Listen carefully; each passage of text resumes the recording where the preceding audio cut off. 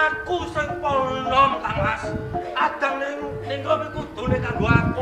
Pantese kanggo aku Kang Mas. Dimas, Piye Kang? ngertenono.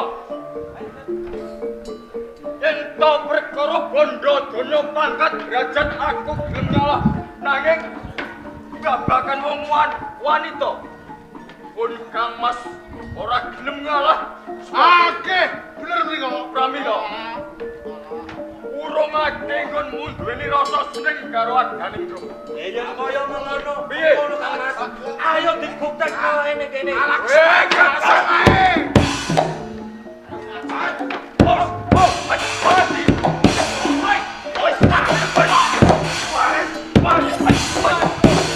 Aku percaya Kang Mas. Piye? Yen adu atose balung kandele kulit.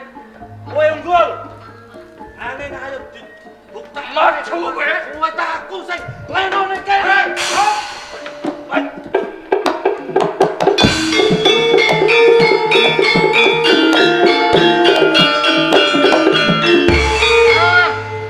Kang Mas, rono tujuh seto. Dimas. Iya. Aku ngerti. Ojo nganti antarane kowe lan kowe padha congkrah bab perkara adaning Rum. Yen nganten kowe kabeh mengko misahake nggone pasduran bab perkara bocah wadon iki ora patut. Ngono ya? Aku duwe prajanjen. Ayo kabeh munggah ning pucang kembar kamar bareng-bareng nanging prajanjene saupama pun kakang sing ditampa kowe lan kowe ora kena musrik.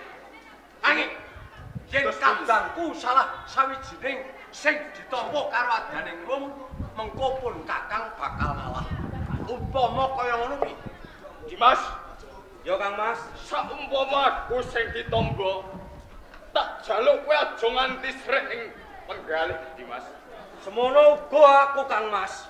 Yen aku sing ditampa adaning Rum, kowe kudune aja do padha lara ati lho Kang Mas. Kang Mas, menawi kados pengaten aja dadak kesuwen. Munggah ana ing pucang jagat. Dereke pun kakak. Monggo Kang Mas. Monggo.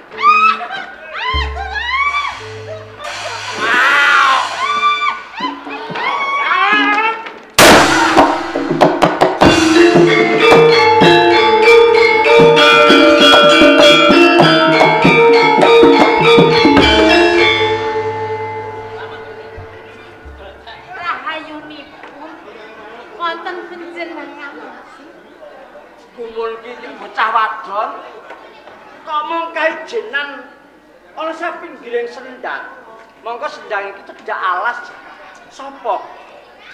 Dipun tepangake kula menika adat. Adane Rum. Saka ngendi adane? Saking Patapan Puncang Sedat.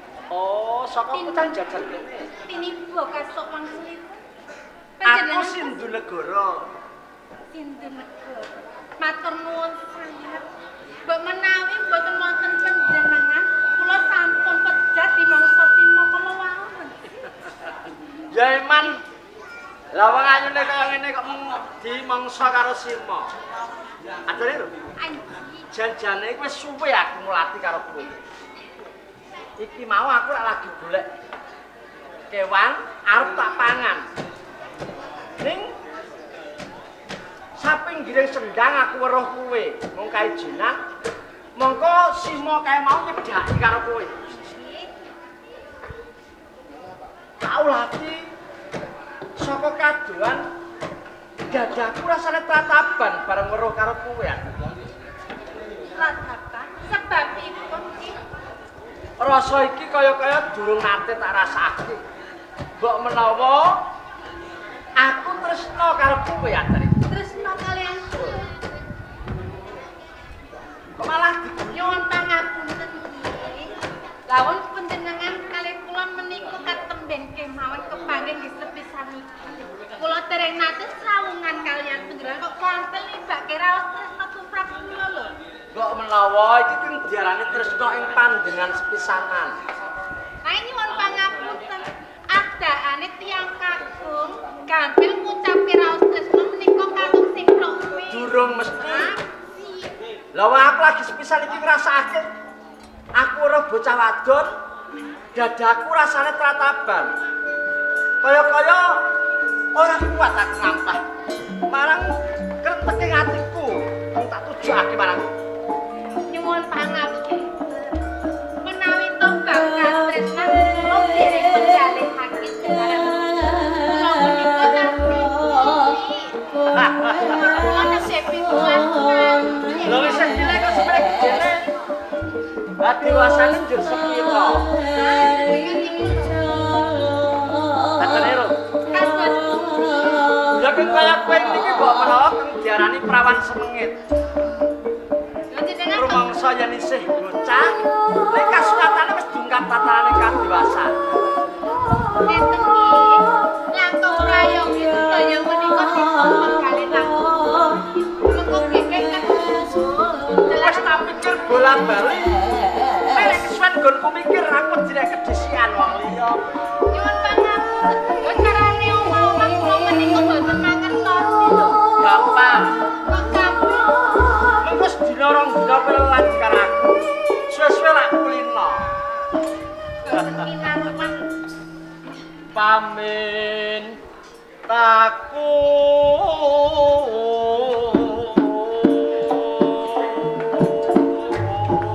ampun kandhut. Dieling-eling boten kaya mendadak.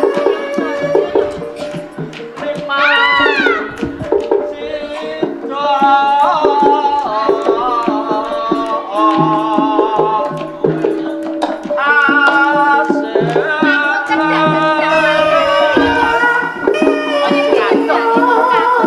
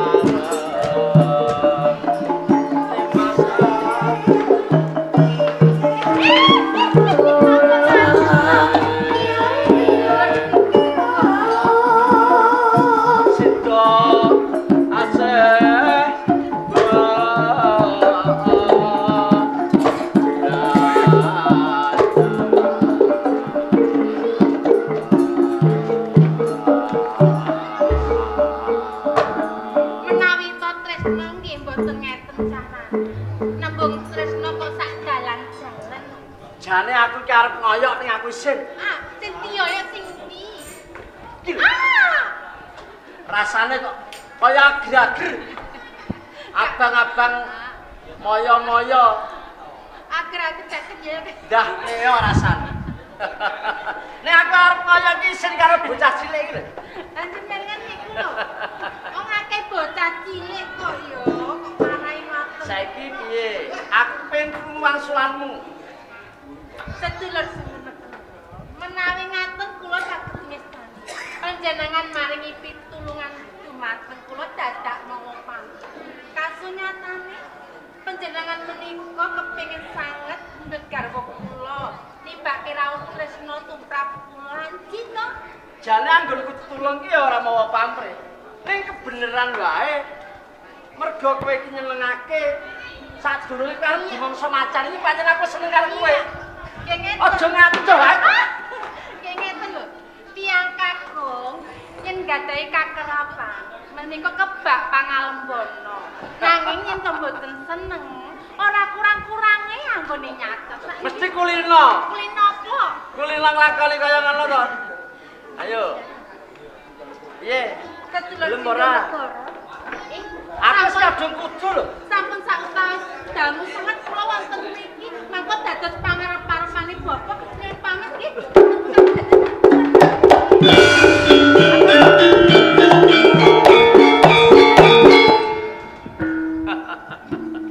Ya. Antet jenenge Prawan Semengit. Katone ora nampa katresnanku. Ning bareng mlayu kok malah awe-awe. Aku ngerti yen satrane kowe uga tresna karo aku akhire. Akhire bakal susul ana omahku kan.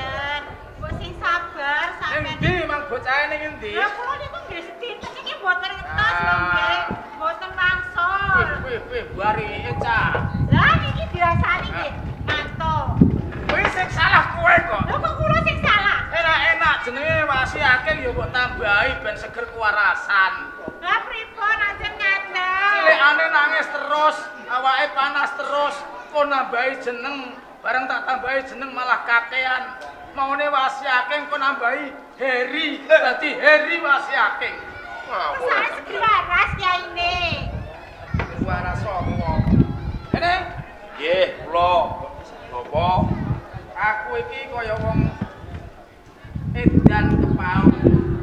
Paribasane mangan yo rasane ora enak. Nggih. Arep turu yo klisikan. Ora iso turu perkara mikirke kuwi. Aku mlaku-mlaku ngalor-ngalor kaya ana prapatan. Ana tulisane. Bareng tak waca malah medeni wong. Wediku tulisan mau kok sapa sing arep duwe bojo adikku kudu bisa nyempal bauku kiwon lan tengen. Isore tulisane wasiake. Etan rono ya ngono kulon ya ngono. Lho kok gawe paugeran kaya ngono kuwi karepmu piye to, Nan? Bapak nyelingi yen sampean iki pun sepuh.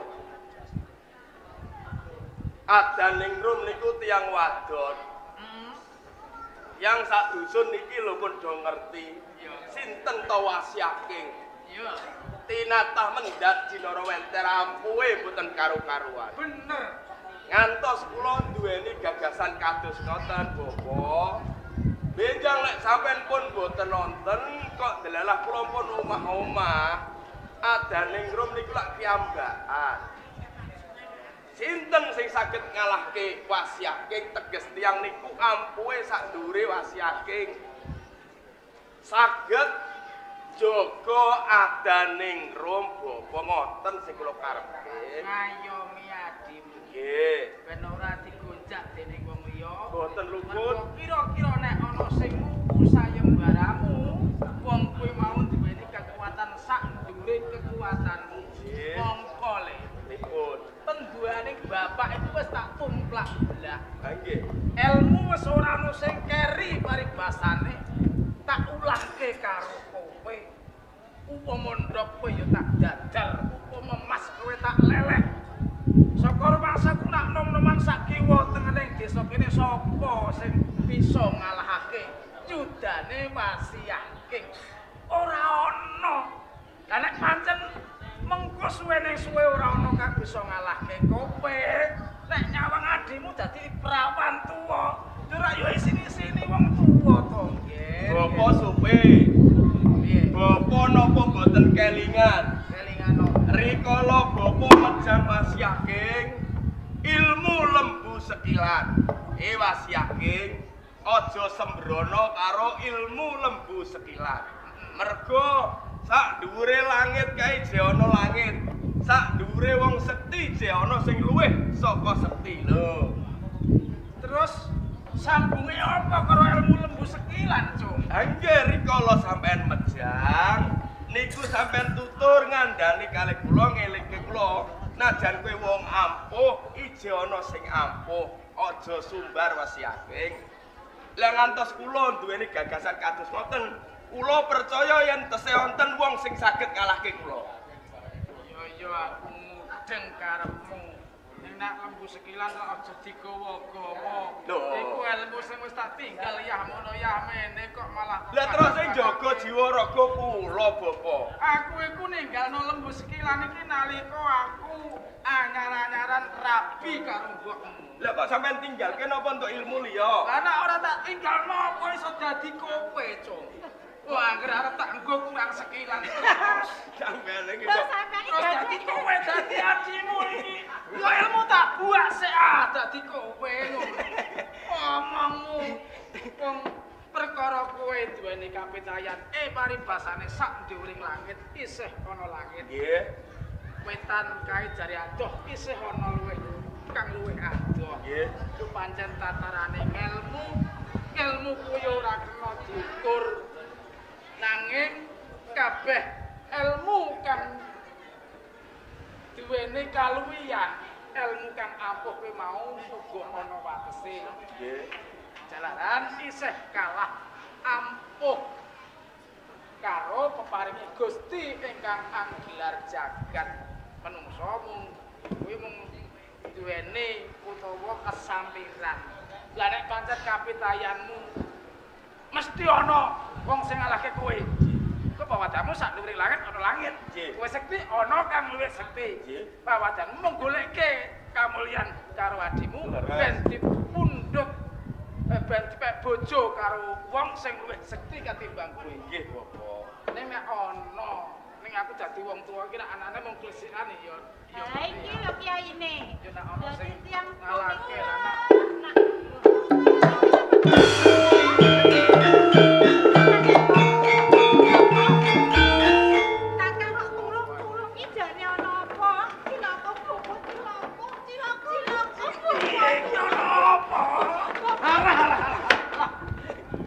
Lari-lari kaya bocah cilik.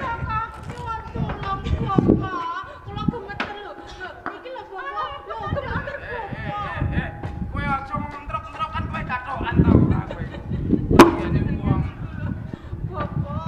Ana apa? Apa? Lagi wae aku ning sendang ning tengah dalan aku dicegat wong lanang kakak. Kowe?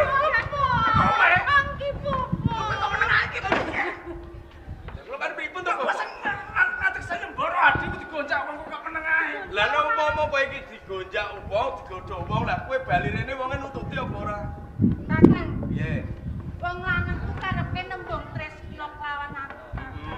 Lho, saya mblodrot tumindake pipiku iki diciwit. Pipimu dijiwit. Lah nek kowe wong wadon digodho wong lanang dijiwit pipimu kudune mbok bales. Kok kowe adikku. Iya ya. Ayo. Wong aku adine Kakang Masya. Ayo. Ento pipiku dijiwit, aku ya ora trimo. Ora trimo. Wales. Wales. Wales. Wong wales bopo. Kok bales? Piye kok bales? Yo kok dumuk pipine. Iki kula wales kula jiwit pipi. Oh, jiwit. Angki bopo. Kok simet apane? Pipine kula jiwit pipine Kakang. Bopo. Kok malah pipiku sing mbok awet-awet. Ih, saya tumindake niku lho bopo, saya kurang ajar. Bokong kula bopo. Bokongmu kene, Nduk. Bokong kula diciwit. Alah. Bokong kaya cedakan wajan kok dijiwit ta, Nduk. Aduh, sakit lho bopo diciwit. Masih akeh. Pripun, Bapak? Bokonge adimu dijiwit, Cung. Lho nek ngerti bokonge dijiwit tak digoleke kayu terus dikepruk wonge. Ah. Ya iya no. Ya aku ya ora trimo. Ah, Aku males. males. Mbok males. Mbok goleke kayu. Ora. Mbok weke watu sing gedhe. Ora. Lah to mbok apakno wonge? Ya tak males tak ciwit bokonge koyo ngene kan. Ngene iki apa? Ulang-ulangane simbok yo ngene iki. Oh, nyalano simbok saiki. Mung biyen yo ngono. Nggih, Yang tak jiwit bokonge mah diwalik kene. Lah nggih. Mangkelan. Lah tembok kok bopo. Iki sing pucuk ngono Seru.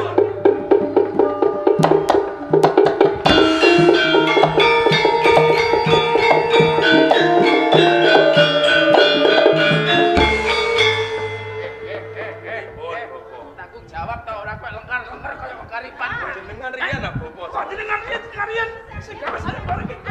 Lho, kula tekan kene kok kula dimbarno blokan iki. Kula pripun? Ayo tanggung jawab kowe. Kan, kula tanggung jawab. Ini tanggung perkarane. Apa ta mriku tiyang tiga? Oke. Jejer. Ah, tak foto nek kok.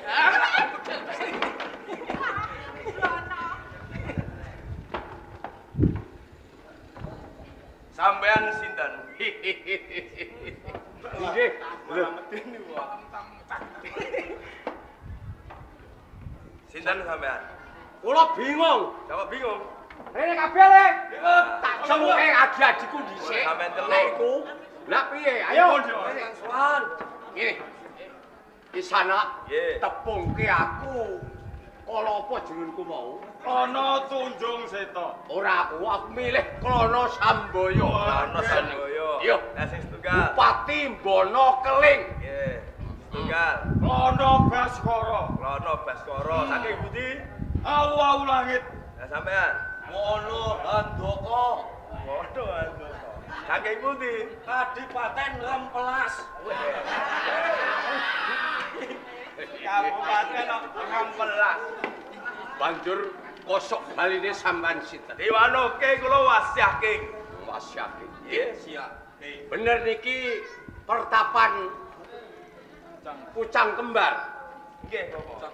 Mbok. Lho, malah mbok. Nggih, bener. Bener. Iki pertapang Pucang Kembar. Nggih, ngeten. Nggih. Kula wonten prapatan roh tulisan.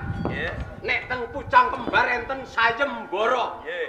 sapa sing iso ngalahke karo manusa sing jeneng Wasyaking kuwi bakal bisa mboyong adaning Rum. Mula tekaku teng papan iki kula ajeng leboni sayembara. Sampean manunggal karep. Wahyu manunggal. Manunggal karep urip lamar kangaran adaning Rum. Niki. Sampean padha piye kok padha? Lamar adaning Rum. Niku adang ring-rum kula Wasyaking. Yen sampean nderek sayembara teng jaba niku ampun kula siagake papan. Mas Wasyaking, tak enteni njaba. Monggo. Saking. Apa dedamen ae? Dedamen iki piye? Dedamen apa? Ora usah gelut. Yen adimu akan ning-rum mbok olehno aku, keluargamu tak mulyake. Sing kok karno mbok mulyake piye? Omahmu tak tingkat 7. Nggih. Dalanmu ngarep omah tak jenang kudus. Nggih. Dadine ana tamu kari ngiduki ben penak. Wong sampean mangkat rene nggo vario pedotan kok arep nang Jawa sampean. Oh. Iki mau bupati ning mlep wae ra karo-karo.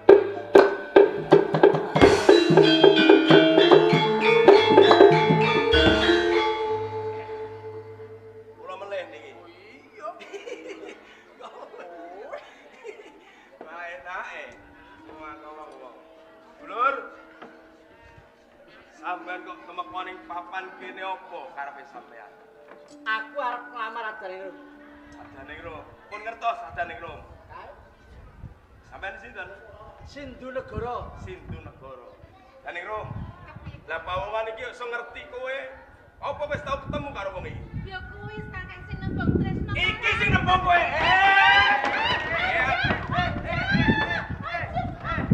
Apa ini?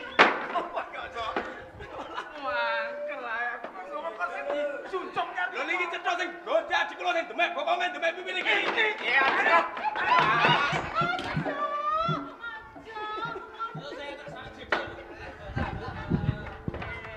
Ora suwak guyu ya ora keren bulat. Sampeyan kula nesu nggih sampeyan gitar kok Wah, kuwi are. Iki rampungi sisan. Sampeyan sing rompi. Nesu ki. Sampeyan sing seneng anakku lho. Nggih. Seneng tenan. Nggih. Rapilah apa-apa. Saestu. Piye? Katen nggih. Makili anak kula Wasyaking. Mergo nek ngomong terus jarane pegel kon gentenan mergo padha-padha bayarane. Sampeyan keranti ting teko blabar kawat sak cedhake ora-ora kombo nika. Niku pun wonten tiyang klumpuk. Karepe nyawiji arep klebone sayembara. Kelaran sampun dadi sayembarane anak kula Wasyaking. Sapa sing bisa nyempal bauke ulatane ini ku sing guyongi kali anak. Mulai mekaten kula bali tumuju wonten karo.